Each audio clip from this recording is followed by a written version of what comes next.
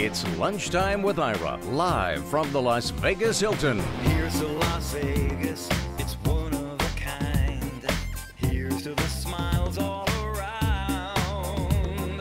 Neons are flashing about music and passion all over town. Each week, Ira enjoys lunch and conversation with the celebrities, entertainers, writers, and personalities who make Las Vegas the most exciting city in the world. And now, here's Ira. Welcome to a special edition of Lunchtime with Ira. My guest is Geoff Emerick, Grammy Award winner Geoff Emerick, who is going to be producing the audio for Sgt. Pepper Live featuring Cheap Trick at the Las Vegas Hilton in September. And the dates are September 13th through the 15th, the 17th through the 19th, and the 21st through the 23rd.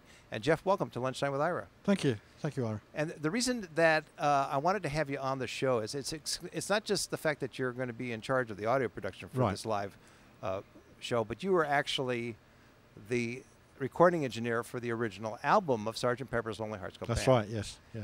And so that's a span of, I would say, a little bit of time. Yeah. So 42 years. Amazing. What was it like when you were at that point? Because you were a very young man, and you still are a very young man. Thank I you. Point out. So are you. Thank you.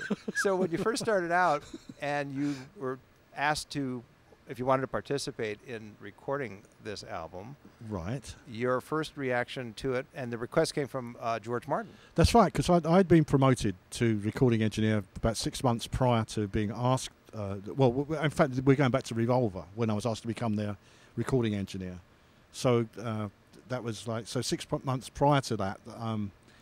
I just have to point out you are involved in the recording of several cultural touchstones, let us say, or milestones. No, that's right. Yes, yes. So I was the recording engineer for Revolver, and Norman Smith, the original engineer, left to become a record producer, and they wanted a new, younger, I guess, engineer, which was against all the rules as far as the no preconceptions about how to record something, right? Well, absolutely. They wanted something new, anyway, George Martin was in the office with the manager, and I was asked to go up to the manager's office. We're going back to the Revolver album now, and George Martin said, "Would you like to record the Beatles?" So I was like 19 years old, and there was this little ball bouncing around in my head, going from yes to no, no to yes, and it ended up going on to yes, and I thought I'd got nothing to lose, so I just said yes, And at this point, obviously, the Beatles were a worldwide phenomenon. That's right. So here you are, a young kid, being asked to record an album. Now, at the time, in particular, Sgt. Pepper's Lonely Hearts Club Band album, when you started it, you probably didn't have an idea of the impact that album would have. No, none at all. We knew it was something special because, we'd ask, or the Beatles would ask, other artists who were recording in the EMI studio complex to come in and listen to some tracks that we'd finished.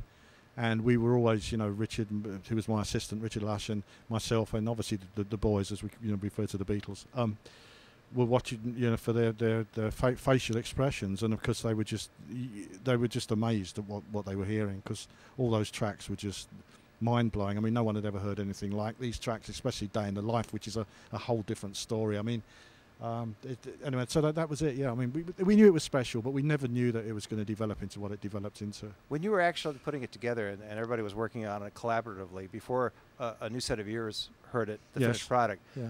When you were putting it all together at that level, were you aware it was going to be something special, even though you didn't know how much of an impact? But could you tell it was something special when you were putting it together until you finally heard the final product? Oh, absolutely. I mean, we even down to the fact that on the tape box, I wrote "Please transfer flat," which was a command, not a command, but a recommendation to the mastering engineer, and all hell broke loose within the confines of the studio. What does that mean? Please record flat. Don't touch it. Don't equalize it. Just put it on your tape machine and just cut it as you hear it.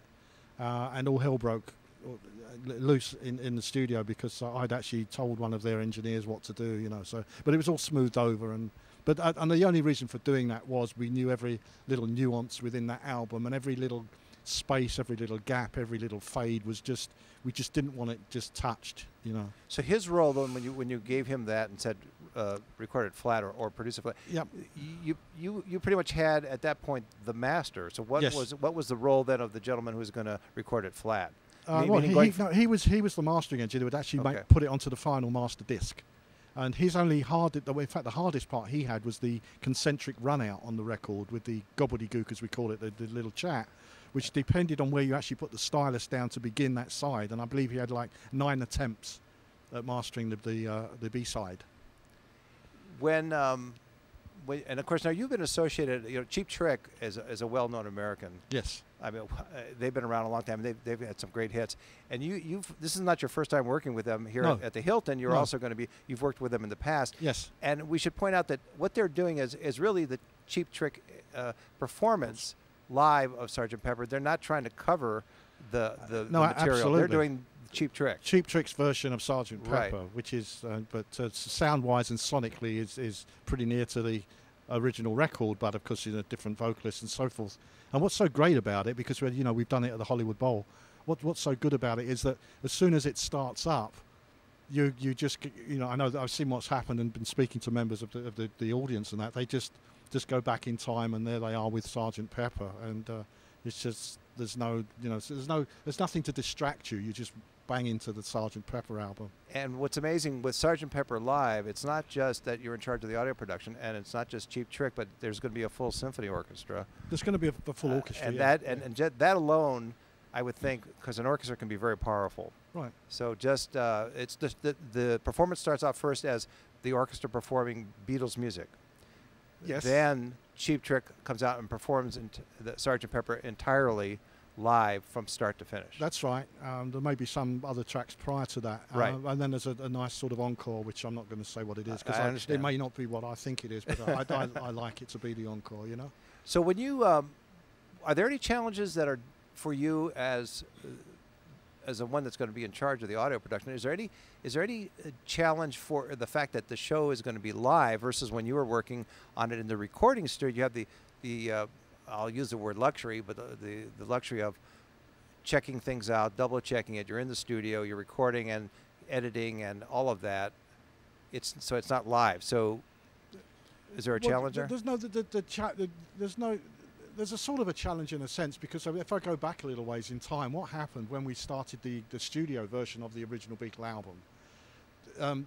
John's directive was that we're going to make an album that's going to have sounds on it that we're never going to, because first of all, we're not going to go out on tour anymore, so we know that we're never going to perform these tracks live, so we can do anything we want on them. We could create sounds on them that we don't have to do live. So that was the directive. So of course that's what we did.